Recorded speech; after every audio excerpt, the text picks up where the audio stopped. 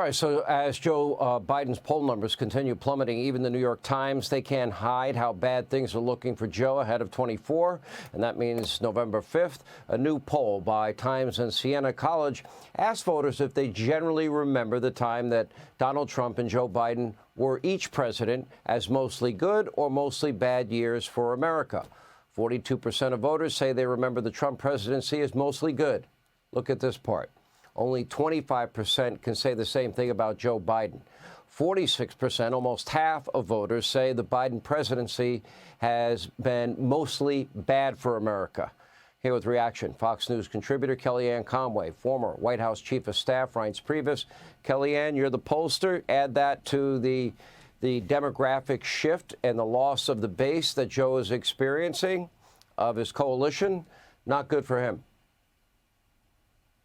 Oh, it's terrible news. Poll after poll by any outlet basically says the same thing. What's important about the question you just showed, Sean, is the way that polling question is framed is precisely the way the question is framed by the voter as he or she goes into November. They're basically saying it's a binary choice.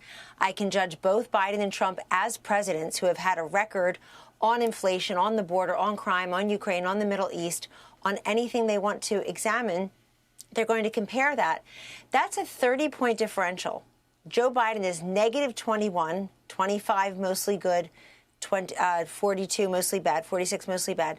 Donald Trump is plus 9. It's a 30-point differential.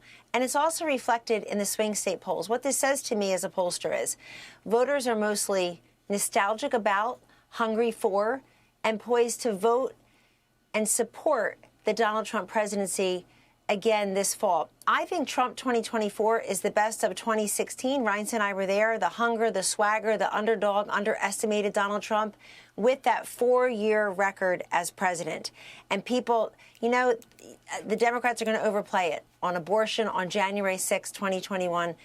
We've had January 6, 2022, 23, 24 since then. And voters are saying every single January 6 since then, I've been less prosperous, less safe, more nervous, and things just seem more chaotic, more crisis-ridden, and less fair to me and my family.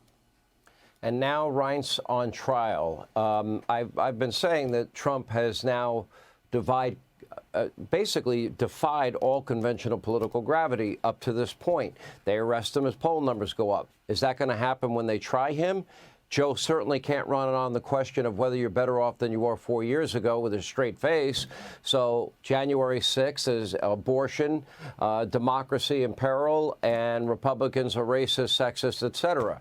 Will that work in this economic environment? Will that work with the world basically on fire, in large part because he's abdicated America's role on the world stage? Well, definitely not in this case. You know, interesting, speaking of these polls, on your question, the media hasn't taken notice of one thing, even though we've been talking about it quite a bit, but the mainstream media, I mean, the issue of democracy. I mean, they've spent years talking about the fact that Donald Trump is a threat to democracy, yet in all these polls, both Biden is either worse than Trump on this issue, or they're tied. And why is that? They're tied because there's actually half the country that sees disqualification through litigation as bad. They see a border that has no, that's an open floodgate is bad. They see sanctuary cities as bad. They see 87,000 IRS agents as bad. Lawlessness in the streets are bad. Right now, 26% of the American people aren't even paying attention to these cases. But if they are, the one line that, and President Trump, when he walked out of the courtroom today, and I watched it a couple times, the thing that he said that's the most obvious and speaks to those 26% of the people that are paying attention is he said, we've got lawlessness and crime outside of this courtroom, and we've got 14 prosecutors inside the courtroom. And the American people pay attention to that. So yeah. I think that this is not the case. This is not the case. Yeah. And if I could bet on DraftKings and acquittal was a choice, I'd probably take that bet. Well, we'll see. 203 days to go. Perfect time to start a trial from 8 years ago when the statute of limitations passed. We'll continue straight ahead. Hey, Sean Hannity here. Hey, click here to subscribe to Fox News YouTube page and catch our hottest interviews and most compelling analysis. You will not get it anywhere else.